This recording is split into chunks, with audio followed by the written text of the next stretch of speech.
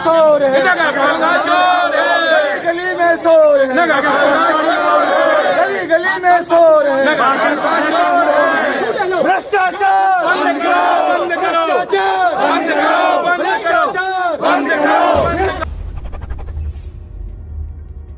उन्हें साथ में ले जाना हो, उन्हें साथ में ले जाना हो। सिकंदर को इतनी बड़ी सीख मिली, परंतु यहाँ भ्रष्ट अधिकारियों को किसी प्रकार की सीख नहीं मिल रही है।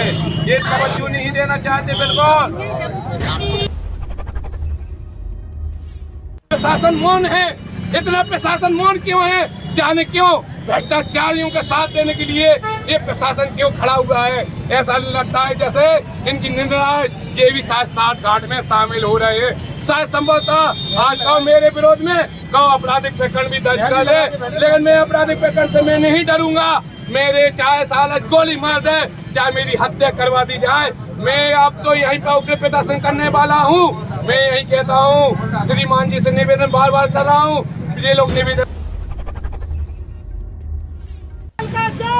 बाकी नेता मौन है, बाकी नेता मौन है। सीएम भदौरिया को हटाओ, हटाओ, सीएम भदौरिया को हटाओ, हटाओ, सीएम भदौरिया को हटाओ, हटाओ, सीएम भदौरिया को हटाओ, हटाओ। वंदे मातरम, वंदे मातरम, वंदे मातरम, वंदे मातरम।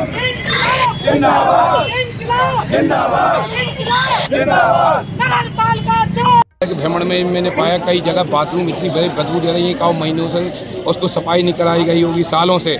एवं सराय बस स्टैंड की सराय, वहाँ पर कम से कम कई ट्राली वहाँ पर कचरा डला हुआ है। इनके द्वारा किसी प्रकार की सफाई नहीं की जा रही है।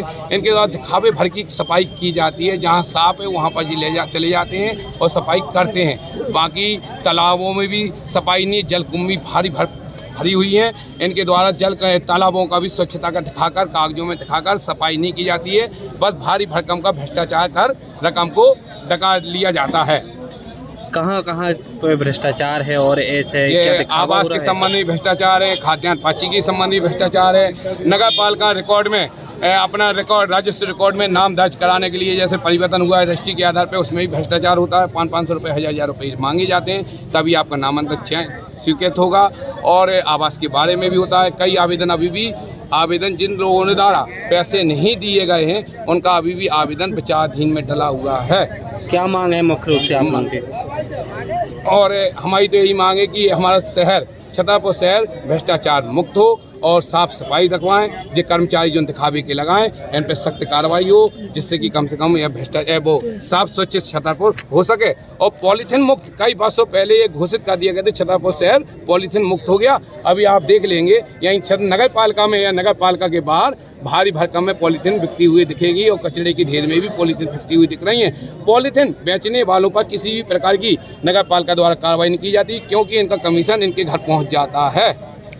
द्वारा ऐसा है कि वो अपने अधीनस्थ कर्मचारियों पर भारी आक्रोश पैदा किए हुए हैं, डर का माहौल पैदा किए हुए हैं। भ्रष्टाचारिता का उजागर ना हो जाए, इसलिए वो बदतमीजी से बात करते हैं, मारपीट भी कर देते कभी कभार, ऐसा होता है। और इनके द्वारा छतरपुर शहर में, छतरपुर जिले तहसील में 2 प्रकार के कानून को लागू किया जाता है। नंबर 1, ब्रिटिश शासन का रिकॉर्ड देखा जाता है। जब अभी वो छतरपुर, हल्का छतरपुर मौजा और बगौता मौजा अभी ब्रिटिश शासन से आज़ाद नहीं हुआ, उनकी दृष्टि से उनका वही रिकॉर्ड देखा जाता है। उसके बाद ही आगे आदमी जो जमीन खरीद लेता है, उसके बाद उसका नामांकन नहीं होता है, वो ठगी का शिकार हो जाता है।